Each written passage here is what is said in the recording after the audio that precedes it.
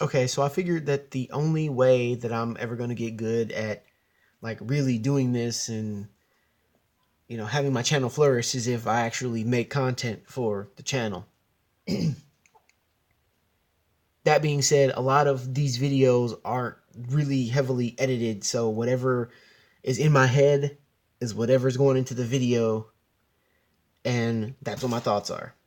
So today we have excuse me, today we have Freeza, but not just any Freeza. The Figurized Standard Freeza, created by Bandai. This is not a figure. Well, it is, but it isn't. What you're looking at here is a model. Much like the video I did on Goku, I actually had to put this guy together piece by piece, and the finished product is this. So, before we go into this any further, as far as like aesthetics go, let's get into the articulation, shall we? Okay, so it has a double hinge at the elbow. It's got a swivel at the wrist. It's got a swivel at the head. The head can go forward just a little bit and back just a little bit. Not very much. It's not going to give you that much range, but it's there. You don't have any ab crunch or anything like that, but it does have a waist swivel that goes around 360. And inside here, right up underneath the abs, is another ball peg, which is another ball peg that pegs right into the upper body here, and that gives you a swivel and a little bit of an ab crunch here at the waist, but it's not a lot, and that sort of disappoints me because I wish that, I don't know, maybe this piece was a little smaller and that the ab crunch was a little bit more defined like the Goku, so that way you could actually get a really extreme, angle forward. But you can't really get that forward, you can't really get that back, and when you pushing back all the way, you see that how that protrudes out. It just destroys the integrity of the sculpt. But that's cool. Arms go around 360. It also has a little bit of a hinge gimmick in the back, so when you push it out, or excuse me, when you push it in, you push it back out, and what that allows you to do, this little butterfly hinge, I guess is what you want to call it, is it allows you to get the arm across his chest to an extreme angle as opposed to there. So it's the same thing on the other side. Double hinge on the elbow, same twist on the wrist, double jointed knee, and you got it's not, okay, so here's the thing with the ankle. Okay, it's a rocker, but it doesn't spin all the way. So when putting this together, there's the ball here, right there, which is Frieza's ankle. Okay, and from there there's a peg that protrudes out from this ball here, and then the foot slips onto the peg, and that gives you the rocker motion, which is fine. His really, you don't really need to have his ankles spinning all around like like a top or a rotisserie chicken or anything like that. You don't really need that. His tail spins around all the way 360. Other than other than this bit here that also spins around 360. There's no other articulation with the tail. And that's kind of a bummer. I wish that they would have maybe sectioned it off. You build a piece here. There's a ball peg or a hinge or something there. Build a piece here. Ball peg, hinge. Build a piece there. So that way you could actually get some articulation with the tail. But ultimately it's fine. Aesthetically, Oh, excuse me, before I go, before I keep going, woo, that's another problem that we will get to. He gets the full Van Damme, if I can coin a phrase from Bobby Skullface. Now I end up, what I do is I end up quoting him quite a lot in my videos because I very much admire him. You know, I communicate with him on Instagram. He's a very funny dude, very nice guy, and I very much admire his videos and how he does things and his style. So from time to time, I will use his skullisms, if that's what you want to call them. But he does get a full split. Goes up about that much, which is a great range. Not so much back, but this is a great range, especially for if you're doing toy photography and you got to do a high kick or just kick forward. Great.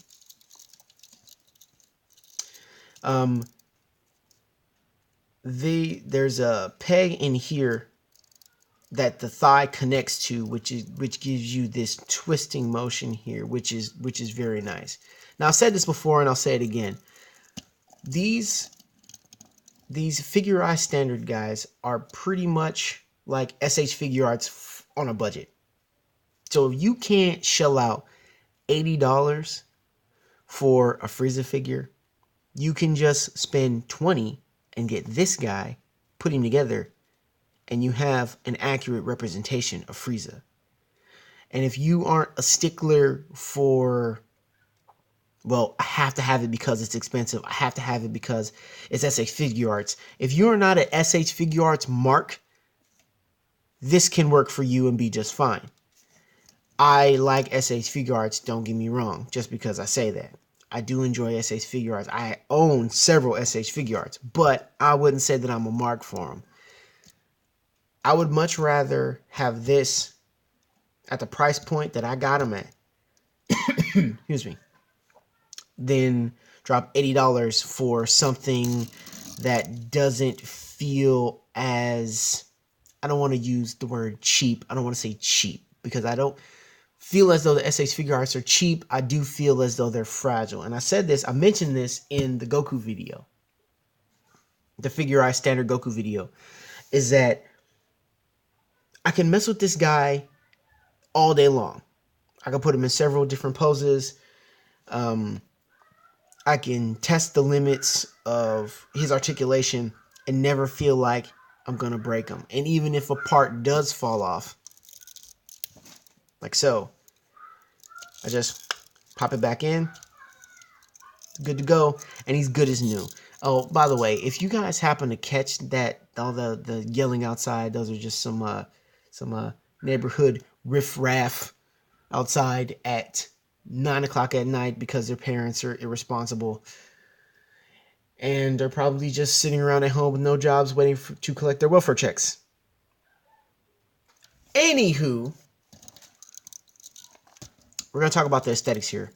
Aesthetically, it looks like Freeza. Oh, it also comes with two different heads. This head is the smiling head, and then there is a head where I believe it is just him grimacing. So that's good. It also comes with two more additional hands. Oh, excuse me, it comes with 4 more hands, so 6 total. It has the fist hands, it comes with the open blasting hands, and then it comes with the death beam hands. Death beam. But aesthetically, it looks the way it's supposed to. And really, that's all you really want. Or should I say, that's all I really wanted. You know, I got Freeza because he was cheap. I got Freeza because it's Freeza. And I think that if you're a Dragon Ball Z fan, I think everybody should have a representation of this character to some capacity. Have it be SH Figure Arts or Figure Eye Standard. They're both made by Bandai. So, you know, as long as you're a Bandai mark, you win. But aesthetically, it looks like Freeza.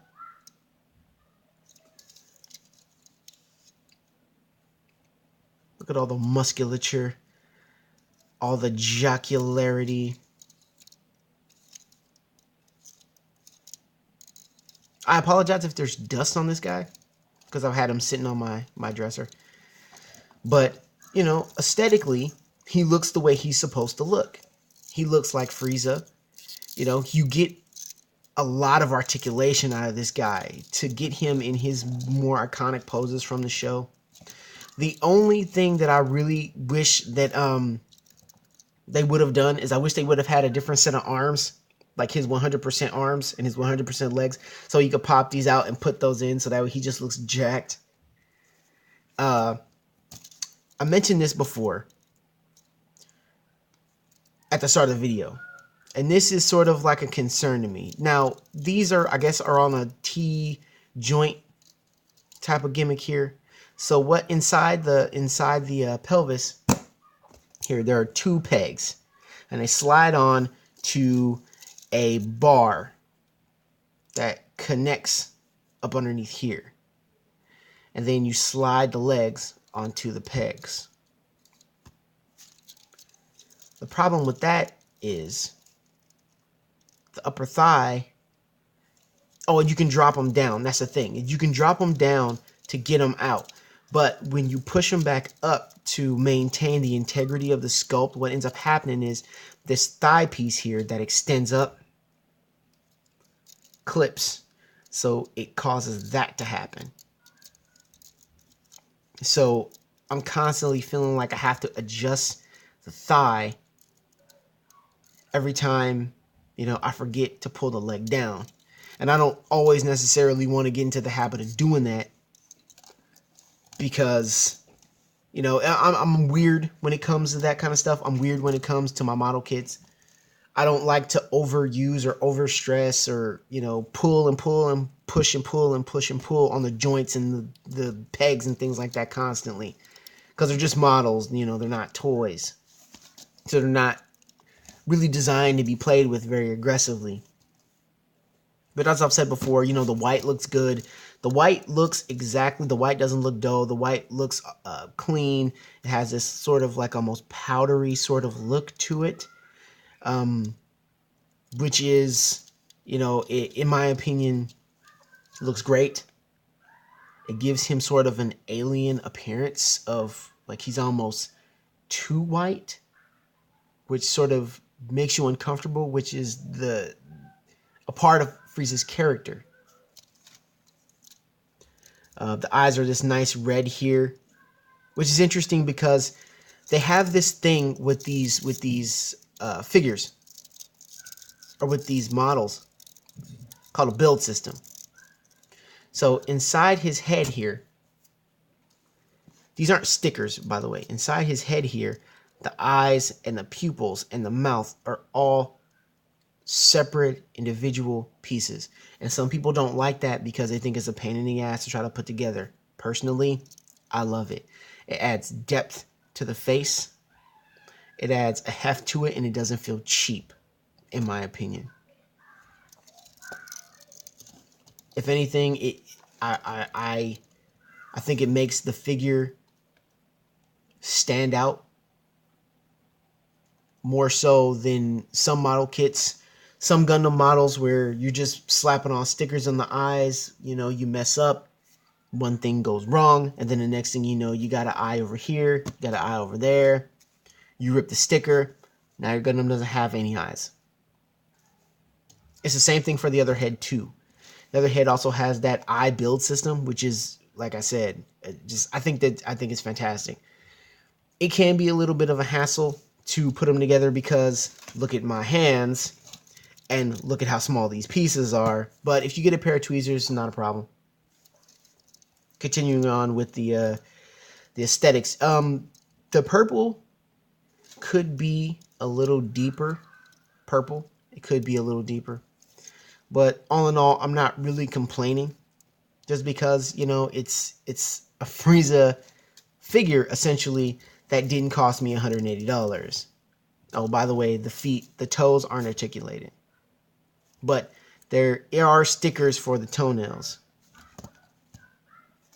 But You know, I think that this is a great representation of Frieza. If you can get your hands on one, I advise that you do so. I'm really liking this line. I'm liking this line so much that I end up getting what 3 more of these guys because I'm so pleased with this. It satisfies my love for Dragon Ball Z, and it also satisfies my love for model building, and it also satisfies the collector in me as far as buying figures. So once again, this guy is the Freeza Figurize Standard, created by Bandai. It's a model kit. So if you happen to get your hands on one off eBay or Amazon, I highly suggest you pick one up. You won't regret it.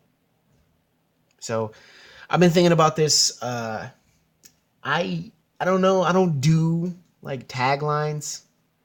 I've been thinking about this a lot. So I don't really know how to end these videos. I'm not like a tagliney type of guy. I've never had any like crazy nicknames. I don't really associate myself with that sort of thing. But if you like this video, subscribe. Check it out. Check out my other videos. I don't have many. I think I maybe have like 9. But if you enjoy this, and if this was informative to you and it urges you to pick this guy up, hey, then I did my job. So until next time, I'll see you guys later.